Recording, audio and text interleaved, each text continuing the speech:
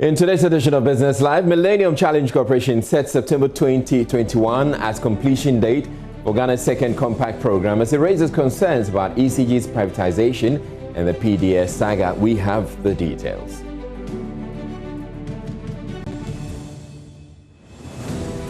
Also, Cocoa Board to revamp Ghana's lax coffee industry as the country loses out on a $10 billion trade potential of the cash crop.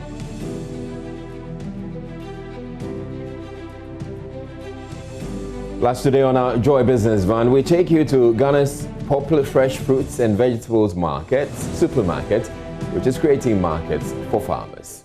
I'm Israelaya, and Business Live continues presently. Stay tuned in.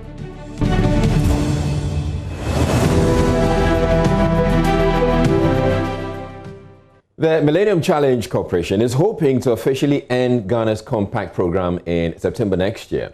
This was contained in an email from the chief executive of the corporation, Sean Cairncross, in Washington, D.C. to Joy Business. George Weafe has more. According to the Millennium Challenge Corporation, the program is in its last year of operation and will focus on completing key investments, largely in the Greater Accra region. The Power Compact is also working to improve the infrastructure of Ghana's southern distribution network, increase reliability and power access to key markets, and advance energy efficiency program. The corporation is targeted September 6th to officially complete the program. On the PDS saga, the corporation described it as disappointing as to how government has handled it, adding that it was forced to withdraw some additional $190 million that was supposed to have been advanced to Ghana to support the completion of the program. But are the current challenges with how government has handled the privatization of ECG affect the country's ability to qualify for the third compact? Well, the chief executive of the Millennium Challenge Corporation noted that the board of the corporation is yet to select countries that will be eligible for the third compact. However, his focus now is on how to successfully close the page when it comes to the second compact. However, Joy Business has learned that due to how government handled this PDS issue, it is likely that it may not be selected for the third compact. But the chief executive in an email to Joy Business was, however, quick to add that they were satisfied with how Ghana has managed the program so far and was looking forward to working with the government in the future. Ghana in 2014 initiated the second compact to the U.S. government to help deal with challenges in the energy sector. Or the year to the completion of the program, question still remains whether the program has been able to help transform the energy sector. Energy analyst Ben Boakye wants the suspension of the Japan royalties deal sustained until all concerns are addressed. This is coming after the Special Prosecutor Martin Amidu directed that the deal be sent back to Parliament for scrutiny.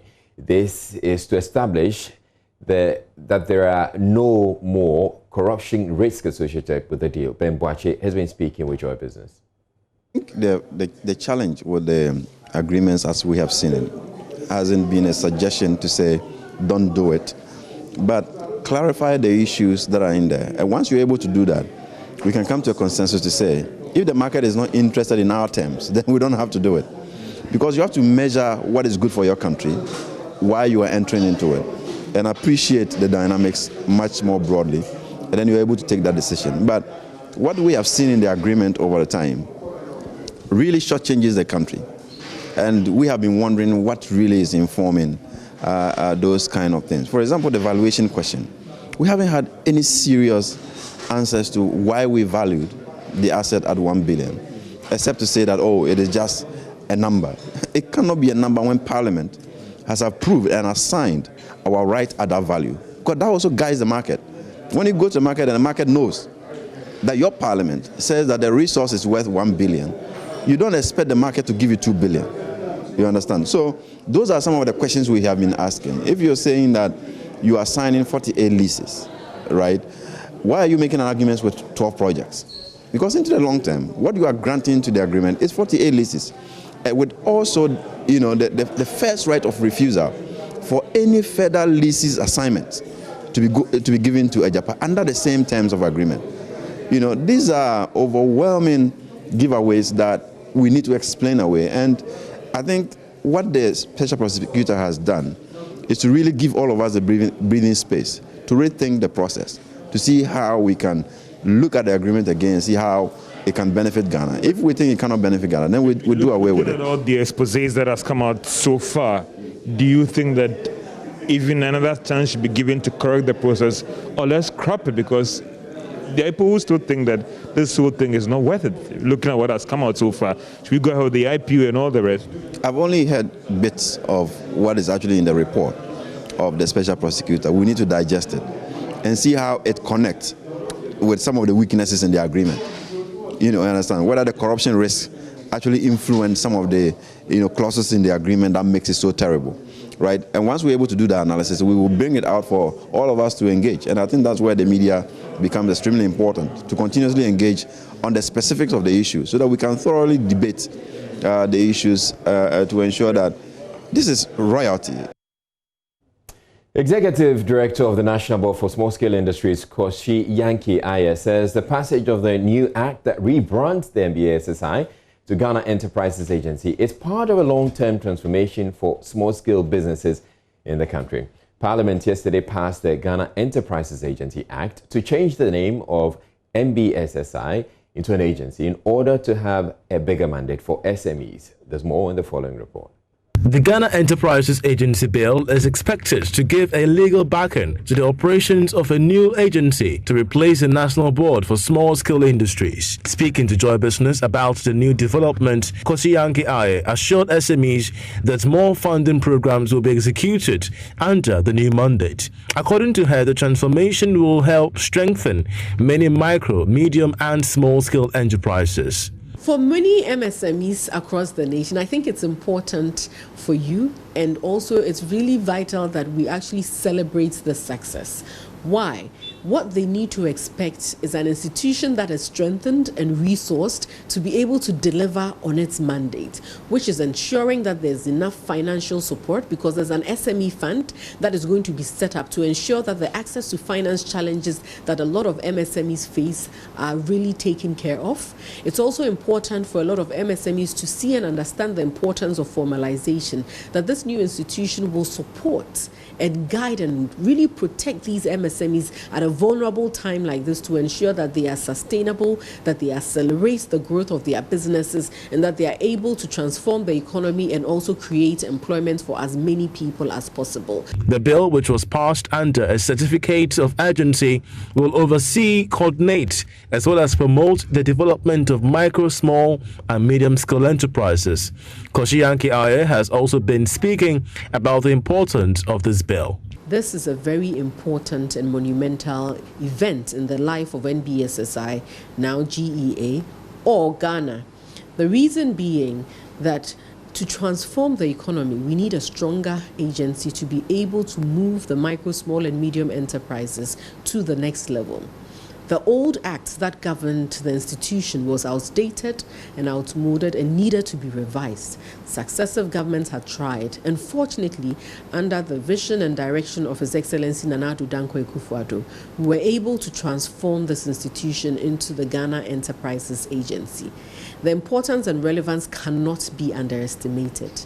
A special funding vehicle will also be established to provide funding for the small and medium-scale businesses under the new bill.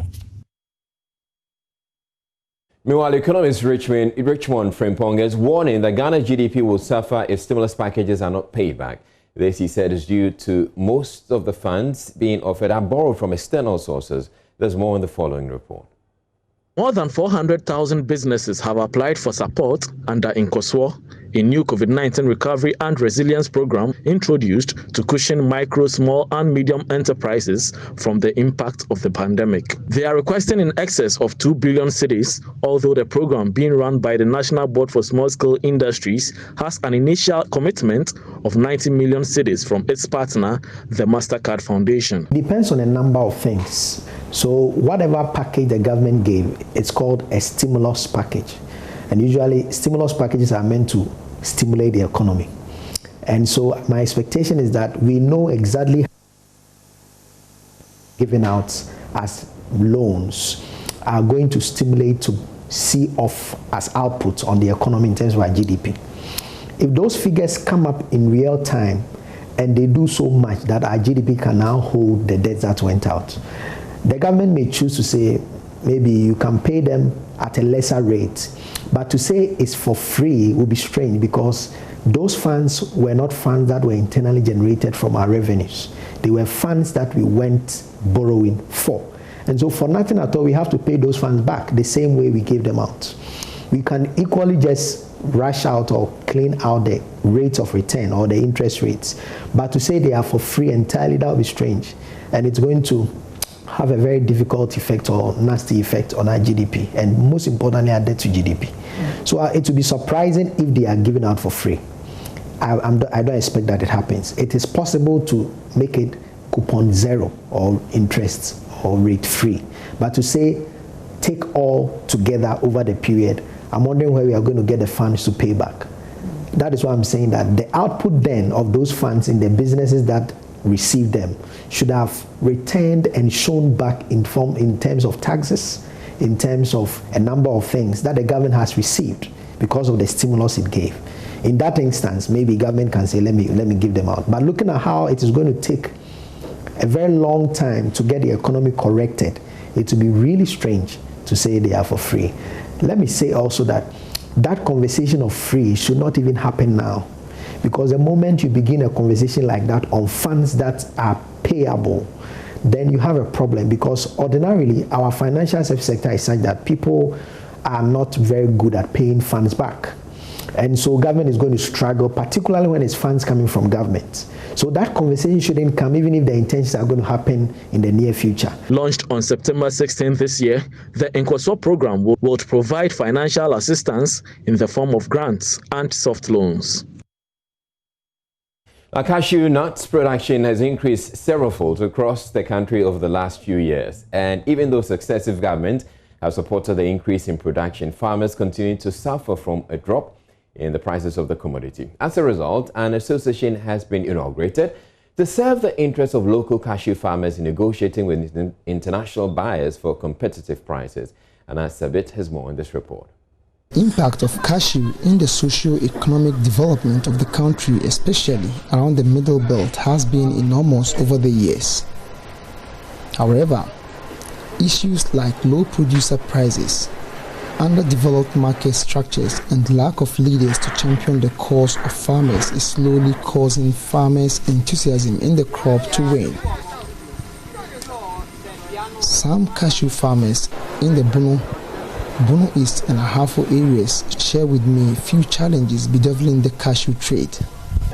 The price also is something that would reduce our faith to grow cashew. The price and the tips. These are the challenges we have as a cashew farmer. Normally the prices are very bad.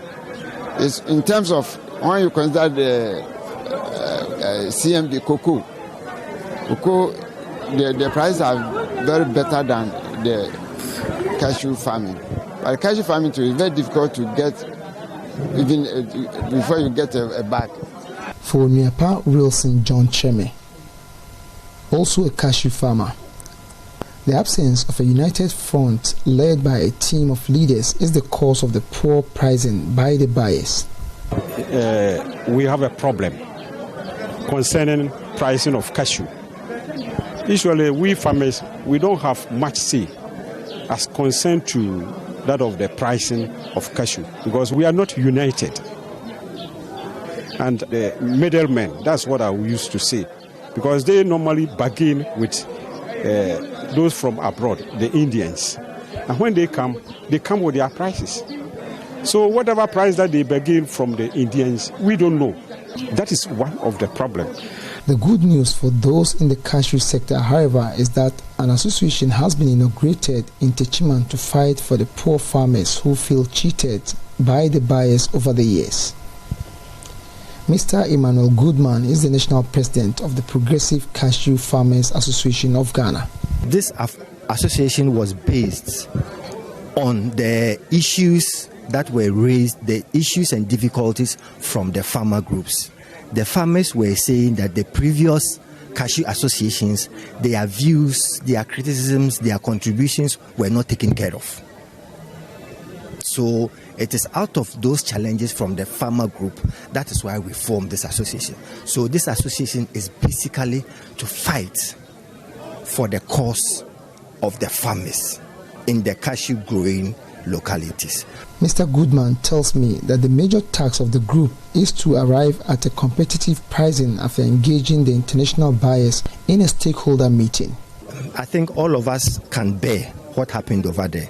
We had more than 500 participants there, and you could see their excitement. We said that we will be meeting with the international buyers and agree a very competitive price with the international buyers, and that price level will come down to the farmers. Thereby, the farmers will get very, very, very competitive price for their produce, and this one will make the farmers increase their yield, and this will increase employment in the cashew industry neighborhood. But what does this mean to the poor farmers who have been without a vibrant leadership over the years? Are their prayers finally answered? I'm very happy. That is why I came. Because if you have that kind of association, like what we have established today, I think it will be better. Because if there is any challenge, they can come in and fight for the farmers. And I think with this, it will help us all. I'm sure this group will help us more. I'm very sure and very happy about this meeting too. Yes, that father is very happy. We have to get leaders who lead us, in order not to cheat us. We are happy. From this development, the future looks bright for the people in the cashew industry.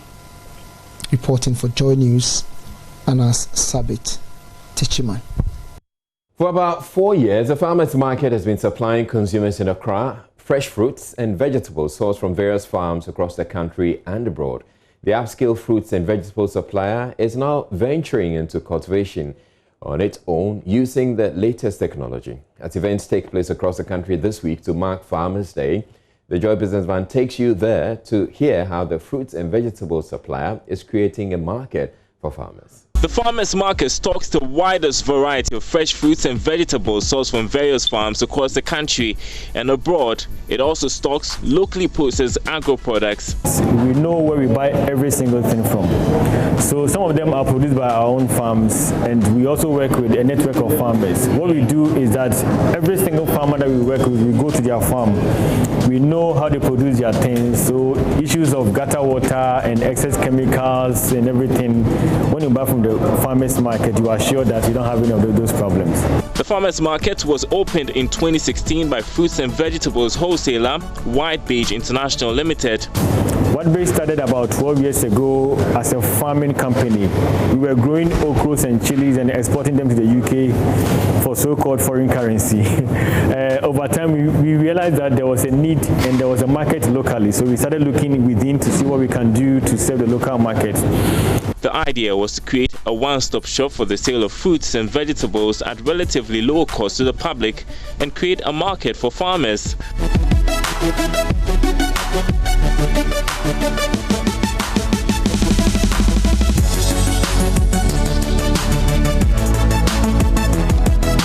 We do all the checks necessary with our suppliers to ensure that the things that we buy from them are of good quality.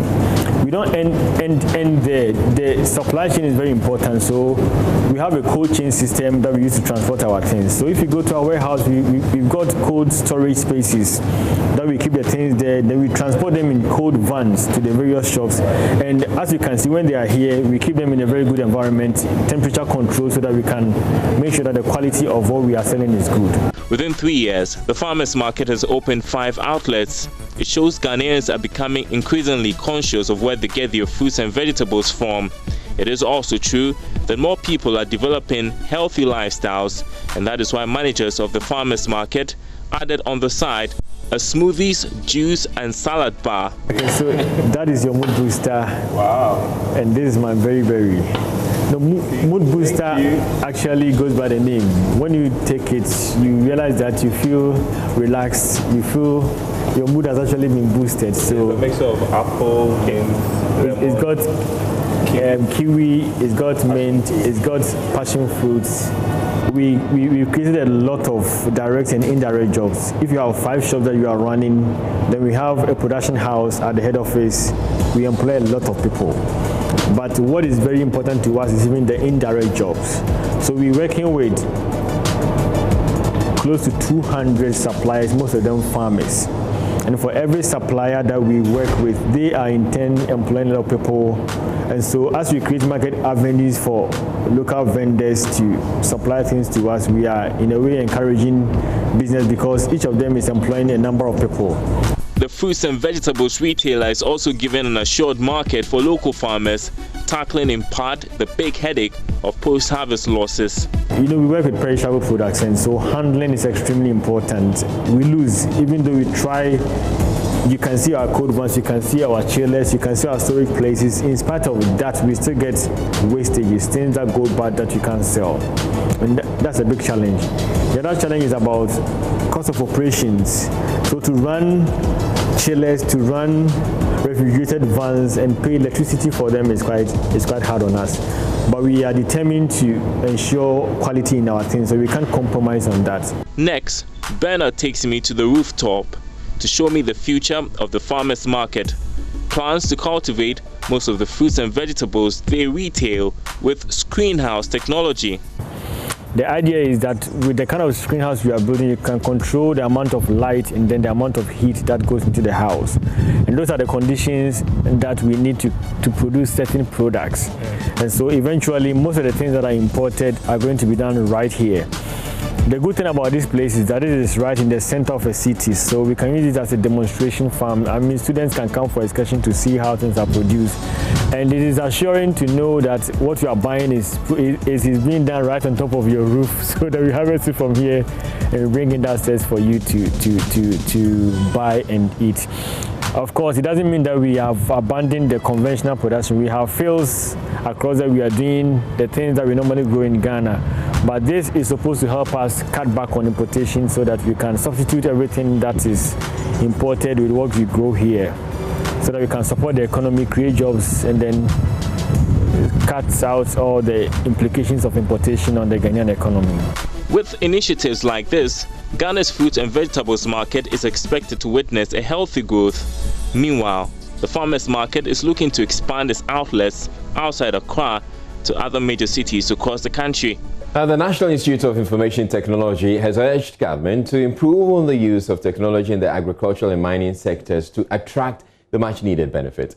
In an engagement with Joy Business, after the institute won the Best IT Training and Consultancy Company for the second consecutive year, Director and Business Head of the Institute, Sujit Jayaprakash, said the institute also has a huge role to play to realize government's digitization agenda. More in the following report. Being in the category with highly competitive companies, the National Institute of Information Technology was adjudged the IT Company of the Year by the Ghana Business Awards. In an engagement with Joy Business, Director and Business Head of the Institute, Sujit Jayaprakash, asked government to enhance technological use in the agricultural sector to achieve the much-needed results. Also, using this technology, you can also enhance the natural resources we have here. When it comes to farming, when it comes to mining, Ghana has all the resources it requires, but then we need to enhance it by embracing technologies. For example, today Kenya talks about smart farming. In India, they talk about smart farming, but that's not more prevalent in Ghana, I guess. So for that, we as a technology training institution, we have a huge responsibility. Also, Mr. Jayaprakash indicated that the institute has a huge role to realize government's digitization agenda. Yeah, our role is huge in this, especially when it comes to data handling and things. So, for example, recently I've seen, we launched a program called Data Analytics, and that had seen a lot of surge because a lot of corporate people and government officials have come to enroll in this program because they understood how important it is to maintain data, how important it is to analyze data and come up with meaningful insight which can help the government as well as the private sectors. Students, alumni, partners, and stakeholders of the institute were not left out as Mr. Jayaprakash acknowledged their contributions to the institute's success. All right, for our quick take, independent power producers say they might be compelled to shut down production over debts owed by the government. The move has been influenced by challenges in progression with regard to clearance of some 1.5 billion cedis in debt. Here's our quick take.